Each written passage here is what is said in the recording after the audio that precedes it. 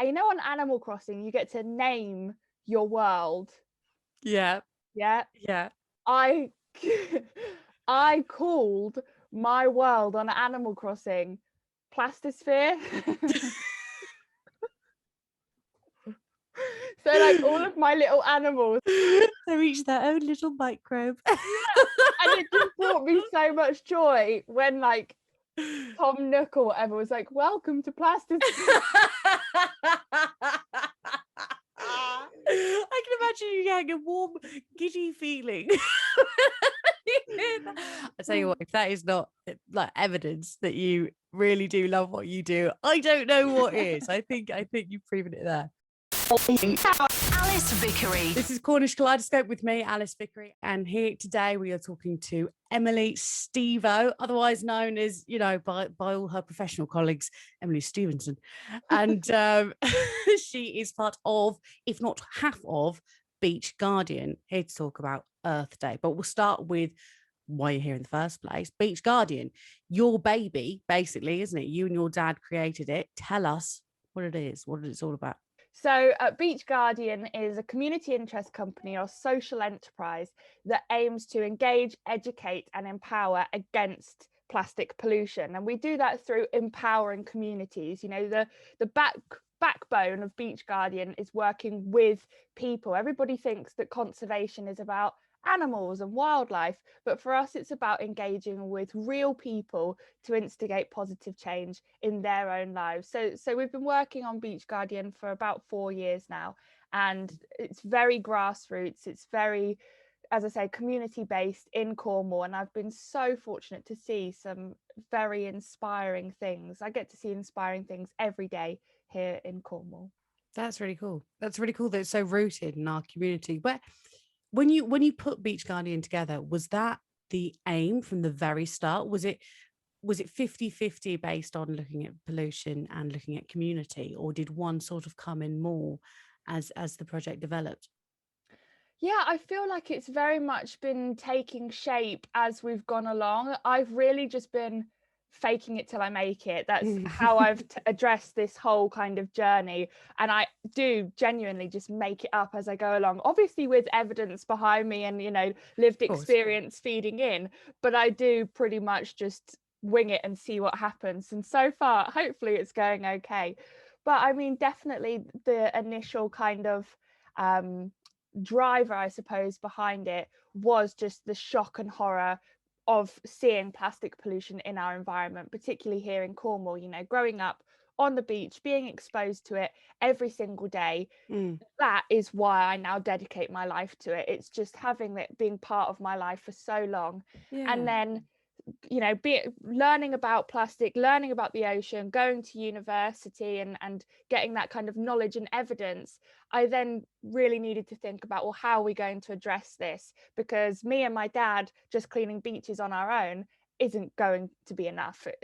So we needed to unite the community, and we've always been so lucky that actually it wasn't like our decision to kind of rally the troops and bring together the community. The community was already doing it for us. You know, we're so lucky to have so much awareness and engagement, and, you know, with films like Blue Planet and A Plastic Ocean, people wanted to do the right thing. They just needed perhaps somebody to help facilitate that, and that's where we came in. So it wasn't our decision, the community supported us, and now because of that community we are where we're at. You caught the wave in time, didn't you? Yeah, the plastic it all wave. started the plastic. Oh, no, that's awful though, isn't it? That's why you're here. So just to take you back to that, what you said at the beginning, because it's funny, you know, when I was, say, 16 and looking around at Cornwall and appreciating Cornwall for what it was, it would never have occurred to me to be like, that plastic bottle is a symbol of all the other rubbish we get washing up on our shores. Like, it wouldn't have occurred to me to take that responsibility. So what was it for you, other than it? There must have been, I'm assuming there was a moment of some kind where all that build-up of all you'd seen for so long suddenly made you go, no, I want to do more. Yeah, I tell you what, there was one. I mean, there's been many moments. I have moments every single day, which I think is so important, actually, you know, to anybody doing conservation and fighting kind of systemic issues. There's so many that we need to tackle, but I think the most important thing is that you have to take these small wins. You know, if you see something that makes you feel hopeful every day, then make sure you acknowledge that, because sometimes it can feel so overwhelming. You have to take the little things that kind of collectively make up a big difference.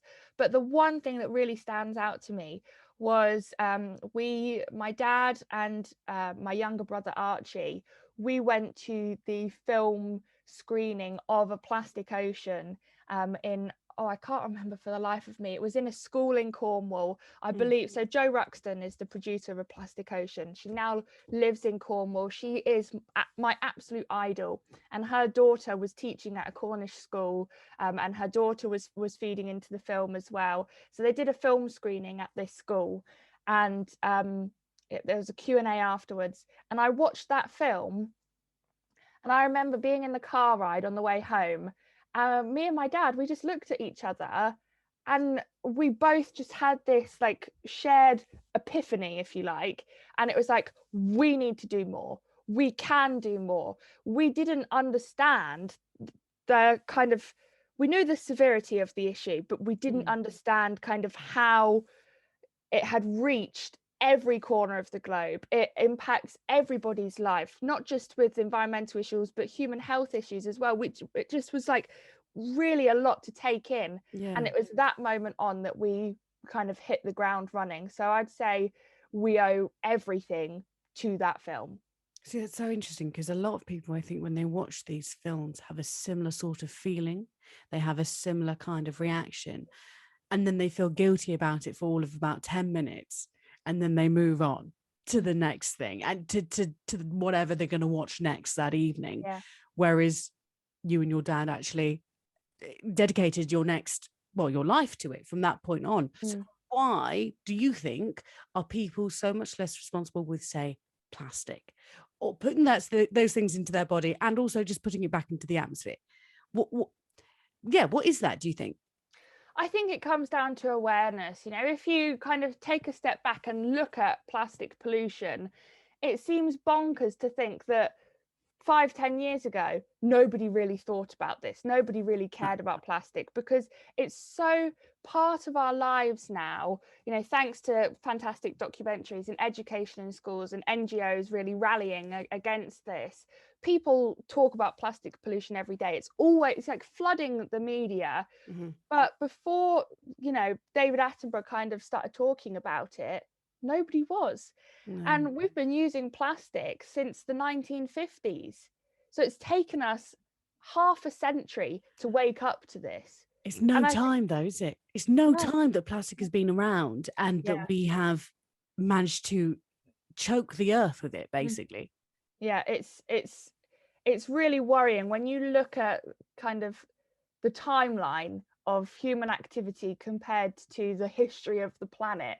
The degradation that we have caused in such a small amount of time is very, very scary. Yeah, I mean, speaking of things that people only sort of noticed about 5-10 years ago, as a woman in this industry, as a female in climate change, because what I found over the last year, and especially with all the Sarah Everard stuff and everything coming out, is that feminism is needed everywhere. It leaks into every orifice, and it needs to be felt in every industry. So, you know, you might not think climate change and feminism are two things that go hand in hand, or that even need to be thought about together, but your personal experience, I imagine, says otherwise. So what is it like? Yeah, I mean, I'm so grateful for the opportunity to talk about this, because it's something that I am just as passionate about as plastic pollution. We need to tackle these passing comments as well, because this is what affects people every single day. And a passing comment that I've had was when I first started, you know, both you and I know the power of social media, and we both kind of take hold of that and use it to our advantage, and making videos and vlogs and this kind of thing. And when I first started doing a lot of these videos for Beach Guardian, yeah, some guy said to me, oh, it's great what you're doing. People want to see you because you are a young, attractive woman. And he, bless him, he probably meant it as a compliment. He meant it as a compliment, like, good on you for using your youth and your beauty, because that's all he saw. That's it. That is all he saw.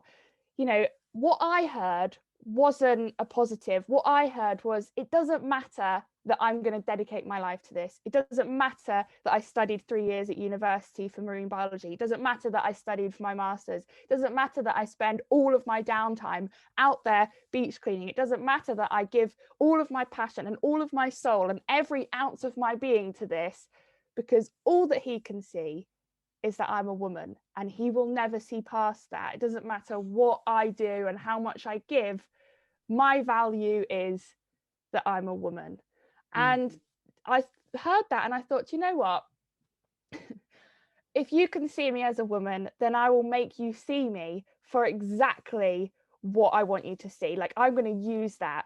And it was then that I made the dress out of crisp packets. I thought, through my womanhood, wearing a dress, I'm going to use that. And now I see that that's a strength. Being a woman is my strength, because now 45 million crisp packets have been recycled through a totally new nationwide scheme. And that was because I'm a woman. Shut up. That was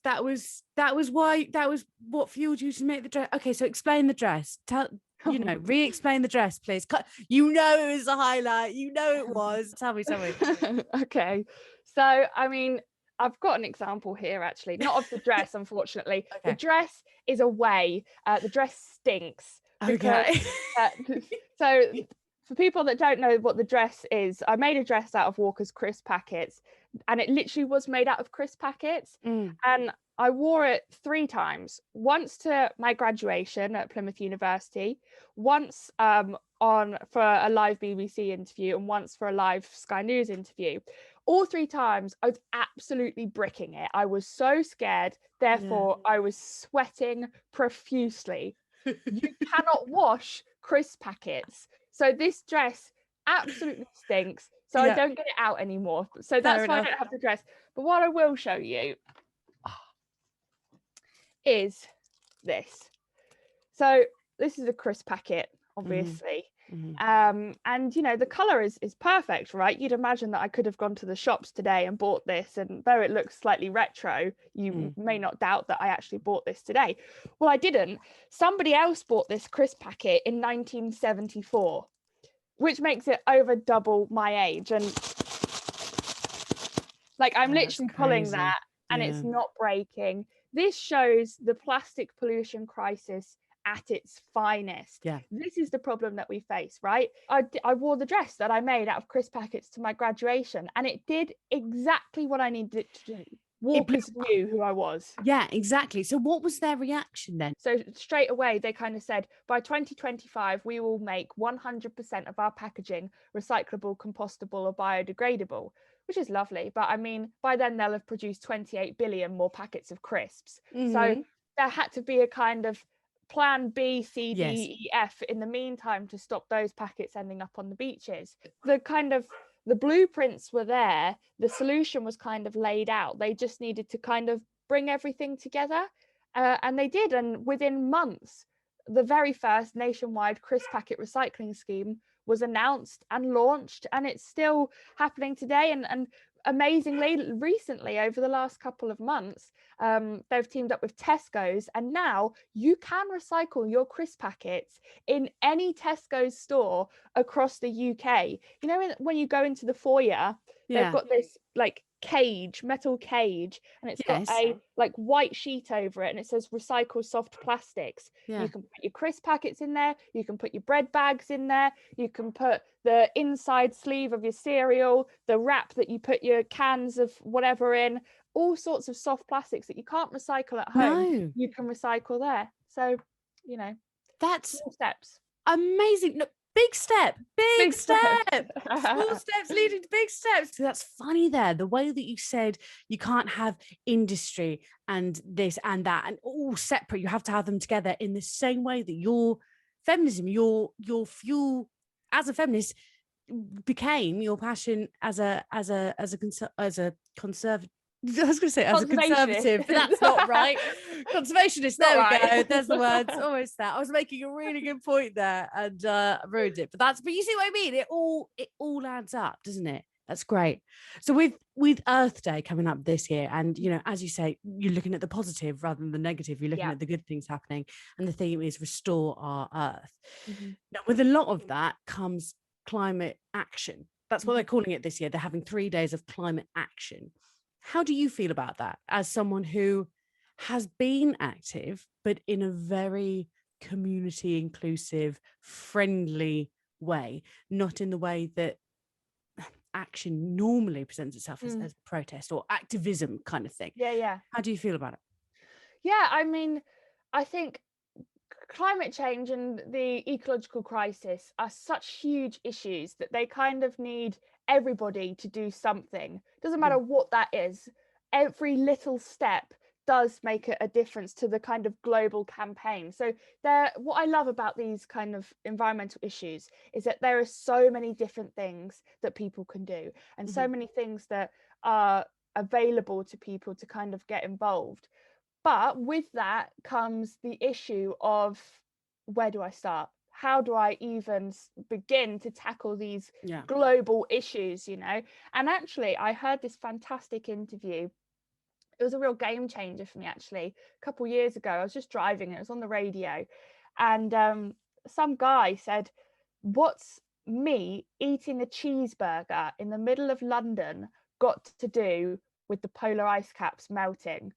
And I heard that and I was like, oh, come on, mate, like, you must understand. And then I was kind of like, oh, actually, when you say it like that, how can people understand that everything that they do affects the entire planet? Because it's not something that you can see. But what I love about plastic pollution, obviously I don't love plastic pollution, but love it. But the conservation kind of movement, what I love about it is that it's very easy for you to see the impact that you have. So for example, you go to a beach, it's covered in litter, you spend 5-10 minutes cleaning it up, the beach is clean. You get that instant reward, just like that. Satisfaction. And you know that you've done a good thing. You can physically see it. It can be just litter picking your street or by a river or in a woodland. We are all interlinked. Every environment, it's just one planet. So if you're litter picking a forest, those plastic bottles that you're picking up would have ended up in a river and would have ended up in the sea. So every litter that you remove does kind of tackle the big marine pollution issue. So that's my kind of attitude to it, is that when you look at these issues, there's so much that you need to do, there's so much that we need to do, but start small, take those quick wins, but always remember, what next? What can I do next? What's my next thing?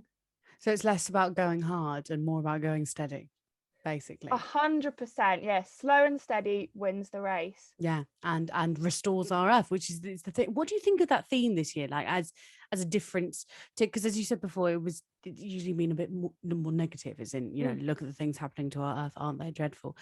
That positive change, why do you think it's happened this year? Do you think it's because there's more possibility of it actually happening? Do you think people are more involved? I think that people can see that the way that we have done things, though it's been done that way for a very long time, doesn't necessarily mean that it's right. And like I've kind of previously said, is that what people tend to rely on is fear and aggression in policy, in conservation, in the media. It's always just fear. What's going to scare people the most? What's going to cause the most worry?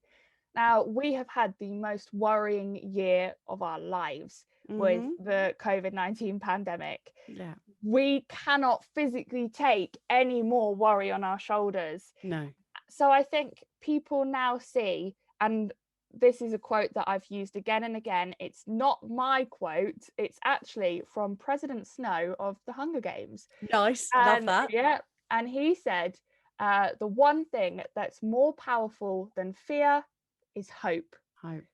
that is what we need to use. We need to really harness the hope that is out there, and the hope that I see that comes back to kind of restoring our earth is the solutions, the innovations that people are coming up with every day. And when you say people here, a lot of what you're saying, I know you're saying people in general, but is it young people? Because my experiences, and I'm sure yours are, in other areas like, say, feminism or racism or any of the other isms, really, the people who are making the change, the people who are changing the way we see it, are young people. Because, as you say, they don't want to listen to the fear in the social media. They want to represent, they want to show, they want you to believe and have something to support him and move on. So is it young people doing this as well? Something that I've noticed is I've heard some older people kind of take the blame, almost like older people have said to me, you know, it's our fault that we're in this situation because we just kind of let it all happen. You know, that the degradation of the planet happened in their lifetime. Like we've said, it's a very short blip. Yes. You know, the Industrial Revolution has been quite recent. So a lot of older people have said to me, you know, it's our fault, we want to make amends for that. I don't think I've ever heard a young person say it's their fault, if you see what I mean. Like, the older people have taken the blame, but we've never given it. We've never said, you know, it's all your fault, because that's not how I believe our generation act. We don't want to point the finger and say it's your fault, you did this, you should have done this. We just say there's a problem, let's fix it. There's accountability when there's accountability to take. There's a lot of, you know, taking responsibility, feeling guilty for something that you didn't know was happening. How can you do that? That doesn't make any sense. Whereas our generation want to deal with it now as it's happening, which is all you can really do. But thank you, Emily. This has been fantastic. And I look forward to seeing what you do and what's done, and moving forward in the future, because it seems to be going in the right way. I'm very glad to hear all these positive things. Yeah, let's focus on the positive. But thank you so much for the opportunity. It's great to talk to you, and let's do it again sometime. Let's do it again sometime.